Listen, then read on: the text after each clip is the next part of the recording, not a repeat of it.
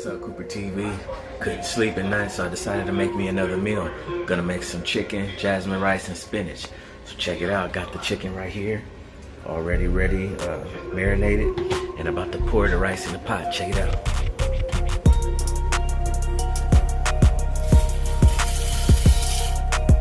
Alright, so gonna definitely show you guys the finished product, and stay tuned. Hey, what's up, Cooper TV? So right here we got the rice. The rice is already done, and look, the chicken's coming along excellent. Alright, so it's coming along, and right here you got protein, carbs, and you have fats, okay? And you're gonna have some vegetables with the spinach, so that's a healthy meal. Alright, so I'm gonna give you guys the finished result when it's all plated and done, and stay tuned. TV, so I told you I'll show you the finished result.